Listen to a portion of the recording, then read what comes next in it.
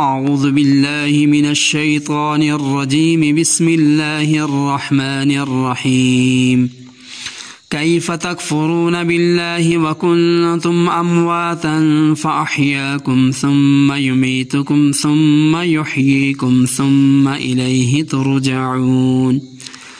هو الذي خلق لكم ما في الأرض جميعا ثم استوى إلى السماء فسواهن 7 سماوات وهو بكل شيء عليم کیف کس طرح تکفرون تم کفر کرتے ہو باللہ اللہ تعالیٰ کا اور تم تھے امواتن بے جان فاحیاکم تو اس نے تمہیں زندگی بخشی ثم پھر یمیتکم تمہیں مارے گا ثم پھر یحییکم تمہیں زندہ کرے گا ثم پھر الیہ اسی کی طرف ترجعون تم لٹائے جاؤ گے ہوا وہ الذی جس نے خلق پیدا کیا لکم تمہارے لیے ما جو فی میں الارض زمین جمیعاً سب ثم پھر استوا قصد کیا الی طرف السماء آسمان فسواہن پھر ان کو ٹھیک بنا دیا 7 سماوات آسمان وہو اور وہ بکل ہر شیء چیز علیم جاننے والا کیف تکفرون باللہ کس طرح تم کفر کرتے ہو اللہ تعالیٰ کے ساتھ وَكُنْتُمْ أَمْوَاتًا فَأَحْيَاكُمْ حالانکہ تم بے جان تھے پس اللہ تعالیٰ نے تم کو زندگی بخشی ثُمَّ يُمِيتُكُمْ ثُمَّ يُحْيِيكُمْ پھر وہ تم پر موت طاری کرتا ہے پھر وہ تم کو دوبارہ زندہ کرے گا ثُمَّ إِلَيْهِ تُرْجَعُونَ پھر اسی کی طرف تم لوٹائے جاؤ گے هُوَ الَّذِي اللہ تعالیٰ وہی ہے خَلَقَ لَكُم مَّا فِي الْأَرْضِ جَمِيعًا جس نے پیدا کیا تمہارے لیے جو کچھ زمین میں ہے ثم استوى الى السماء فسواهن 7 سماوات پھر وہ متوجہ ہوا آسمان کی طرف پس برابر کر دیا ان کو 7 آسمان وهو بكل شيء علیم اور وہ ہر چیز کو جاننے والا ہے حضرات مفسرین فرماتے ہیں کہ کیف تکفرون باللہ یہ جو 2 آیات ہیں ان کا تعلق ما قبل آیت یا ایھا الناس اعبدوا ربکم الذی خلقکم ان کے ساتھ ہے وہاں پر اللہ تعالیٰ نے بعض انعامات کا تذکرہ فرمایا کہ اے لوگو اس پروردگار کی عبادت کرو جس نے تمہیں پیدا کیا تمہارے لیے زمین و آسمان کو پیدا کیا پھر آسمان سے پانی نازل کر کے زمین کو سیراب کیا اور تمہارے لیے پھل پیدا کیے اب اس مقام پر موت و حیات اور زمین سے پیدا ہونے والی نعمتوں کا تذکرہ کر کے ایک دوسرے انداز سے بات کو سمجھایا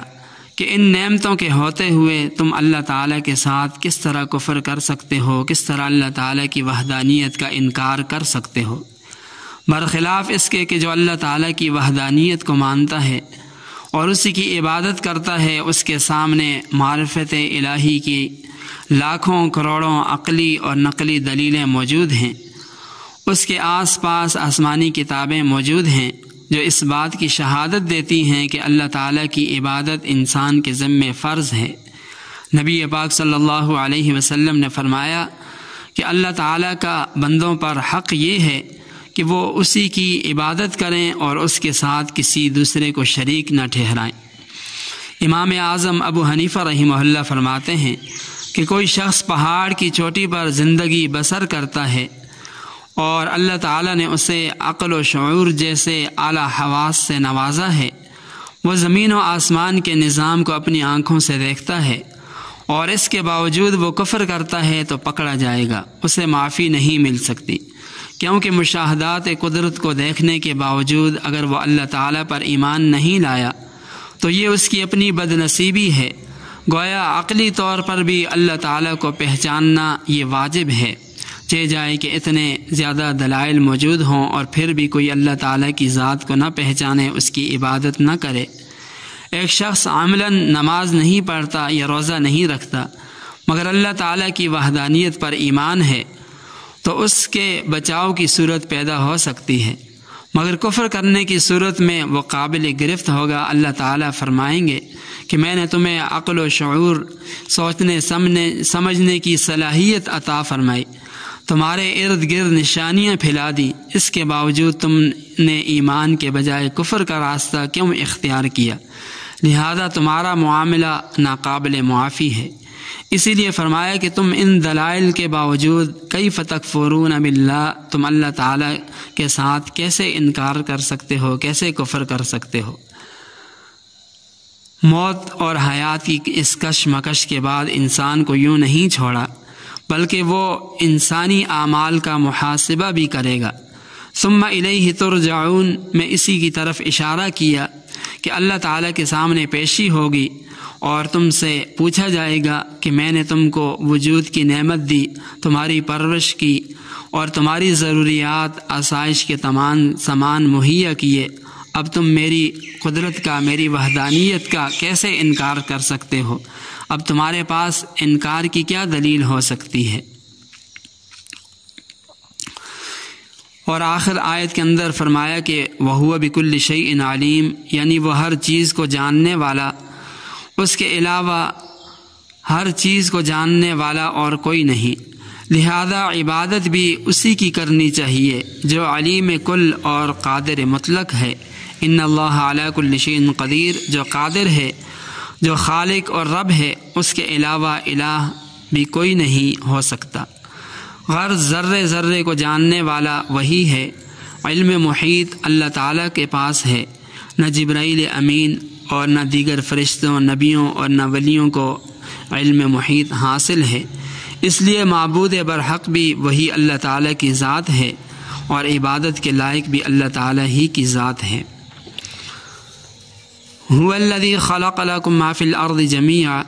اس آیت سے اور سورہ حامیم کی آیت قل ائنکم لتکفرون بالذی خلق الارض فی یومین،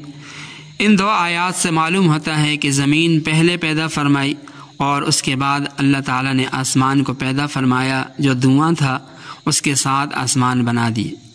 جبکہ سورۃ النازعات میں فرمایا رفع سمکہا فسواہا واغطش لیلہا واخرج ضحاہا والارض بعد ذلک دحاہا،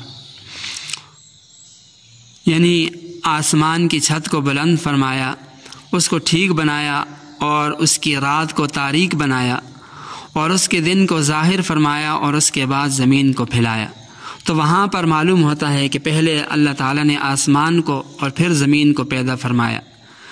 لیکن ان تمام آیات کے ملانے سے معلوم ہوتا ہے کہ پہلے اللہ تعالیٰ نے زمین کا مادہ بنایا اور اس کے اوپر بھاری بھرکم پہاڑ پیدا فرمائے، پھر 7 آسمان بنا دیے جو بنانے سے پہلے دھوئیں کی شکل و صورت میں تھے، اس کے بعد زمین کو موجودہ صورت میں پھیلا دیا۔ تو زمین کا مادہ پہلے بنایا اور اس کی جو موجودہ صورت ہے اس کو اللہ تعالیٰ نے آسمانوں کو پیدا کرنے کے بعد بنایا۔ وآخر دعوانا ان الحمد للہ رب العالمین۔